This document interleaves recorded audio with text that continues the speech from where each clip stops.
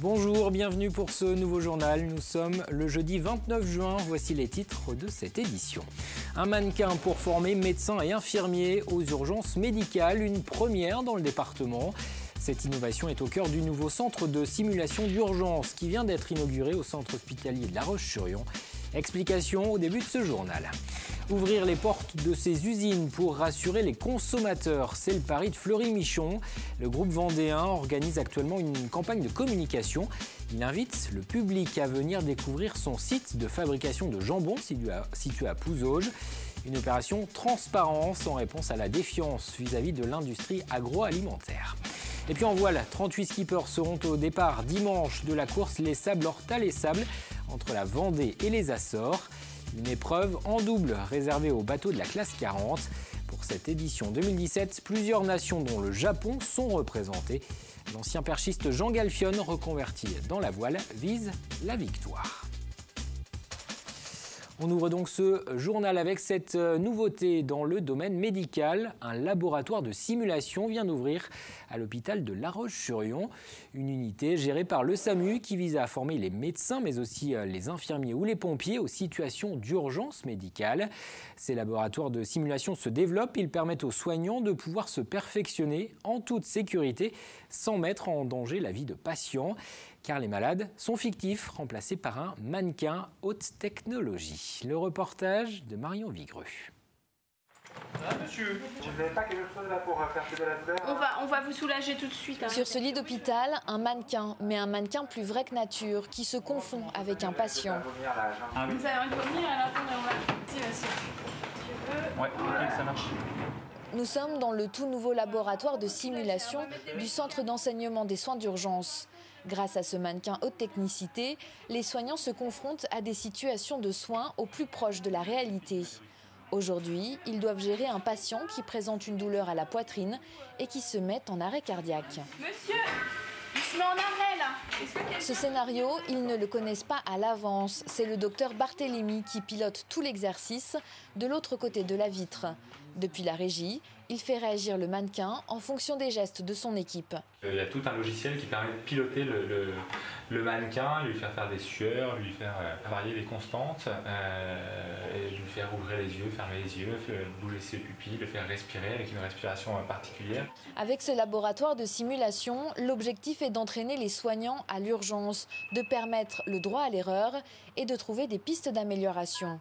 Car une fois l'exercice terminé, c'est la séance de débriefing qui commence. On se retrouve ici.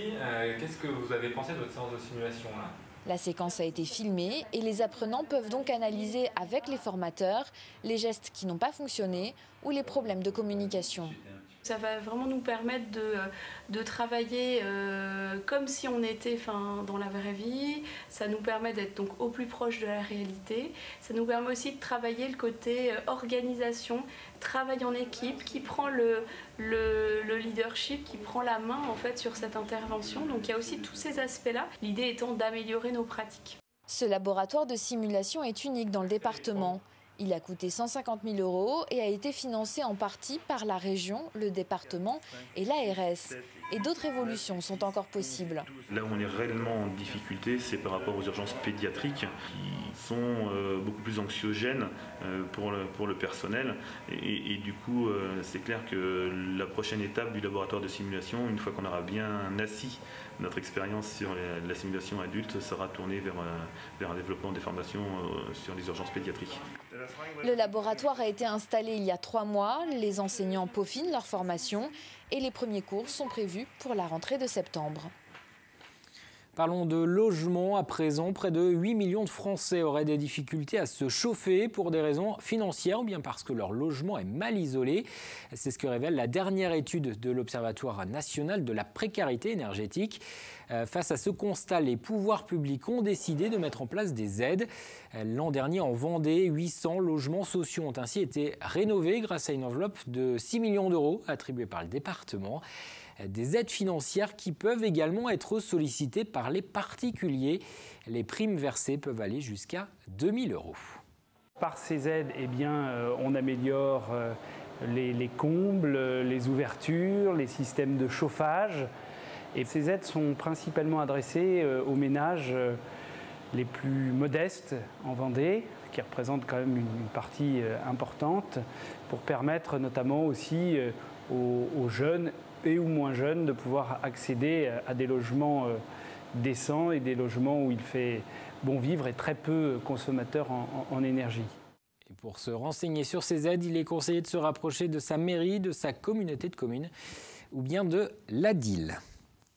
Comment restaurer la confiance avec les consommateurs? Comment les rassurer? Après les scandales sanitaires révélés ces dernières années, les entreprises agroalimentaires cherchent des solutions pour améliorer leur image.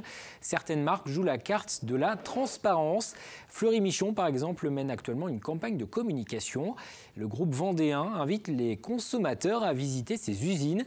Le site de Pouzauges vient ainsi d'ouvrir ses portes pour expliquer les étapes de la fabrication du jambon. Élodie Berthe. On va enlever le tibia péroné. Ensuite, vous allez voir le fémur et la hanche. Tout est-il vraiment bon dans le jambon? Opération transparence pour Fleury Michon. Le deuxième industriel français invite des consommateurs et blogueurs afin de leur faire découvrir l'envers du décor, la fabrication de ce produit phare. Ici, chaque semaine, 3 millions de sachets de jambon sortent de ce site de production. Nous, on est là pour proposer une recette qui soit avec le minimum, vraiment le minimum d'additifs. Voilà, et on a un seul conservateur. Et surtout une bonne qualité de produit avec peu de sel, des bons ingrédients. Et dans l'usine, on met en sorte que toutes les conditions soient réunies pour que la fraîcheur soit garantie. Et donc le consommateur va pouvoir bénéficier d'une date qui va être de 20 jours en fait, pour consommer son produit. 20 jours de conservation contre 3 pour un jambon préparé par un boucher charcutier. C'est l'une des différences majeures entre les produits industriels et l'artisanat. Un écart qui peut interroger les consommateurs soucieux de savoir ce qu'ils mangent. On se pose toujours plein de questions. On se demande comment ça se passe réellement. Est-ce que c'est vrai? Est-ce qu'on nous ment ou pas? Donc ma motivation première, c'était vraiment de venir vérifier et de voir que ce que j'achète dans le commerce est mangeable et pas toxique. Je préférais des fois acheter chez un boucher où je sais qu'il l'a pris à côté chez l'éleveur voisin. Bon, maintenant, ça a un coût. On n'a pas tous la chance et le budget de pouvoir acheter chez un artisan. Là, c'est certes moins cher. Aujourd'hui, on arrive à le garder sur la durée. On peut acheter son jambon en début de semaine et le manger la semaine d'après. C'est l'avantage qu'on peut avoir. Donc certes, il y a peut-être des petits décalages par rapport à l'artisan au niveau conservateur, additifs et autres. Maintenant, après, c'est au consommateur de faire son choix. Des consommateurs quelquefois inquiets, cette opération transparence a donc pour objectif de les rassurer. C'est pas parce qu'on les fait à grande taille qu'on fait forcément des produits avec des mauvaises images. Nous, le but, c'est de montrer que l'industrie peut faire des vrais bons produits avec des bonnes pratiques. Ce vendredi, une nouvelle visite du site de fabrication est organisée. Et parce que tout commence dans les champs, en septembre, direction la Bretagne, un éleveur-fournisseur ouvrira lui aussi ses portes. De l'éleveur au magasin, chez Fleury Michon, la fabrication du jambon n'est plus un mystère. Les salariés des travaux publics invités à s'engager pour la planète. 4000 éco-bouteilles sont actuellement en cours de distribution dans les entreprises de TP du département. Des bouteilles en plastique réutilisables d'une durée de vie de 10 ans. L'opération avait déjà été menée auprès de jeunes sportifs. L'objectif est de réduire le nombre de bouteilles plastiques jetées. Cette opération est le résultat d'un partenariat entre Trivalis, Vendéo et la Fédération des travaux publics de Vendée qui voulait faire un geste pour la préservation de l'environnement. Écoutez. Ça limite effectivement l'utilisation de bouteilles d'eau. 4000 éco-bouteilles, c'est l'économie d'1 600 000 bouteilles par an, ce qui est considérable sur le niveau du département, au niveau des TP. Si on imagine décliner cette démarche sur les autres départements ou dans d'autres professions comme le bâtiment qui sont beaucoup plus nombreux que nous, ça explique effectivement l'économie substantielle en termes d'environnement. On ouvre une page sport. En voile, le départ de la course Les Sables-Horta. Les Sables sera donné dimanche à 13h02. Cette épreuve a lieu tous les 2 ans. Elle est réservée aux bateaux de la classe 40. Au programme pour les skippers, un aller-retour entre la Vendée et l'archipel des Açores. Pour cette édition 2017, 38 skippers sont inscrits. Certains viennent de Finlande, d'Italie ou même du Japon. L'ancien perchiste Jean Galfion, reconverti dans la voile, vise lui la victoire. Aurélien Huard. Face à quelques IMOCA du dernier Vendée Globe, 19 bateaux de la catégorie classe 40 ont pris place sur le ponton de Port-Olona depuis mardi. Des bateaux de 12 mètres de long, 4 mètres de large, très puissants, qui seront au départ dimanche de la course Les Sables-Horta-Les Sables. En duo et sans assistance, les 38 concurrents vont devoir rallier l'île de Fayal, à l'ouest de l'archipel des Açores. Après quelques jours à terre, la deuxième étape les ramènera au Sable d'Olonne. Un parcours de 2540 milles, très tactique, car beaucoup d'options seront possibles pour contourner l'anticyclone des Açores. Cette 6e édition a attiré de nombreux skippers, beaucoup plus qu'il y a 2 ans, où seulement 9 bateaux avaient pris le départ. C'est une belle évolution, c'est une course qui prend de plus en plus, qui attire de plus en plus de skippers. Et la classe 40 est une classe qui monte aujourd'hui. Il y a les gens qui viennent du mini, donc le mini 650, au bout d'un moment, ils veulent passer au plus gros. Donc après, le plus gros, c'est le classe 40, ou alors après, il y a les IMOCA du Vendée Globe. Mais le Vendée Globe, c'est d'autres budgets, tout ça. Donc c'est une classe intermédiaire, va-t-on dire, et qui se passe, qui mord bien.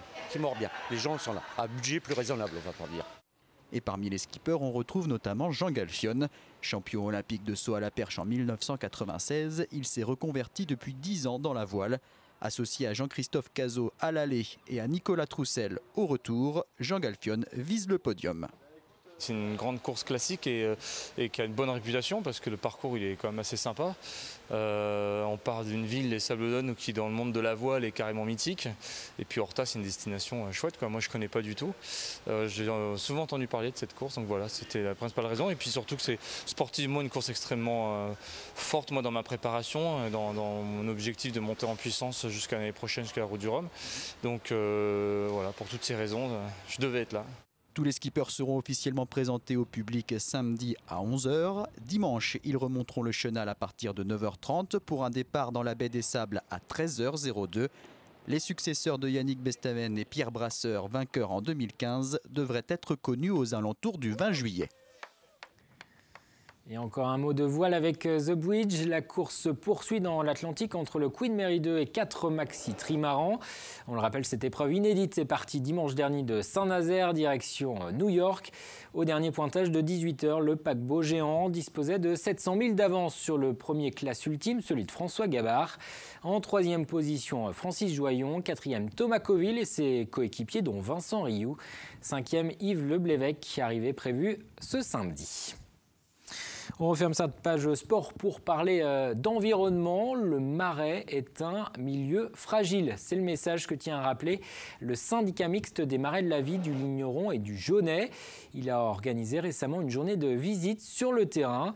L'équilibre du marais breton est menacé depuis de nombreuses années par plusieurs phénomènes. La dégradation des berges et des digues, le développement de nuisibles comme le ragondin et la prolifération de plantes envahissantes. Le syndicat mixte tient donc à rappeler l'importance de l'homme dans la préservation des marais. Aujourd'hui, les marais ne sont pas en danger parce qu'il y a toujours des acteurs de terrain tels que les agriculteurs, les piégeurs de ragondins, c'est extrêmement important aussi pour le marais et donc les agriculteurs qui l'entretiennent soit par la fouche ou soit par le pâturage des bovins. J'espère que dans quelques années, on aura toujours ces gens-là qui s'occupent du marais, qui sont habitués au marais, qui ont toujours vécu des marais, comme on les appelle les maraîchins. Et aussi, par notre intermédiaire, on essaie d'encourager tout le monde. C'est pour ça que l'on est là aujourd'hui. Et on reste dans le Marais breton à Labardemont. Des jeunes âgés de 15 à 25 ans viennent de passer un week-end à restaurer une parcelle de marais salants abandonnée. Un chantier proposé par la Ligue pour la protection des oiseaux dans le cadre d'un appel à projet régional. À travers la restauration de ce marais, la LPO souhaitait sensibiliser ces jeunes à la préservation du patrimoine naturel. Les explications d'Apolline Laurent. Il y a un moment, là, ça va être un peu plus dur. Tant qu'on n'aura pas fait le canal qui va emmener un peu d'eau dans la matière, quoi. Dernières explications avant de passer à l'action pour ces 7 jeunes bénévoles du chantier nature de la LPO. Pendant 2 jours, ils vont aider Corentin Barbier, saunier du Marais breton, à remettre en état ce marais salant abandonné depuis près d'1 siècle. Pour commencer, on continue les tranchées sur le long. Là, les filles sont en train de continuer comme ça et le but, ça va être de faire un rectangle. Ouais, leur transmettre des valeurs sur le métier. Donc qu'est-ce que c'est que ce métier-là, pourquoi pas susciter des vocations, hein, ça peut arriver. Et puis parler de biodiversité aussi, parce que l'objectif il est un petit peu double, c'est faire un marais salant, mais aussi refaire revenir la biodiversité sur cet espace. Car avec l'assèchement de zones humides, certaines espèces ont du mal à trouver des endroits favorables pour nicher. C'est le cas de la Vaucette élégante. Mais grâce à ce chantier, 3 nids ont déjà fait leur apparition aux abords de ces œillets. Une découverte intéressante pour ces jeunes, sensibilisés à la protection de l'environnement. Je vois beaucoup de personnes jeter leurs détritus voilà, dans la nature, tout ça, ce qui n'est pas notre cas. Et je pense que c'est important en fait, que les générations à venir fassent attention à tout ça. Ce chantier nature a vu le jour grâce à un appel à projet lancé par la région des Pays de la Loire, mais aussi grâce à une prime versée par la fondation Nicolas Hulot. Ils ont choisi notre projet notamment parce que c'était proposé à des jeunes. Ils décernent en fait à différentes structures, différents chantiers. C'est pas forcément, voilà, c'est des actions de bénévolat nature qui sont mises en valeur et pour lesquelles voilà, il y a une aide pour acheter du matériel par exemple, pour le temps d'encadrement, etc. Voilà. Un autre chantier nature à destination des jeunes est prévu fin août à Foussé-Perret. Il fera l'objet d'une autre restauration de milieu et d'une nouvelle sensibilisation à un espace naturel. C'est la fin de cette édition. Jetons auparavant un coup d'œil aux prévisions météo. Ciel gris et averses fréquentes encore à prévoir ce vendredi. Les rafales de vent iront jusqu'à 60 km/h. Les maximales repassent sous la barre des 20 degrés. Fanny Poirier vous en dit plus dans un instant. Les programmes continuent sur TV Vendée. Ce vendredi, dans la grande émission, Adèle Fugère reçoit Bertrand Chailloux. C'est le président du festival des 32 qui aura lieu le 9 juillet à Saint-Hilaire-de-Riez. Sur scène, Sinclair et le groupe Inuit. Pour en savoir plus, rendez-vous à partir de 18h05. Moi, j'aurai le plaisir de vous retrouver également ce vendredi pour un nouveau journal.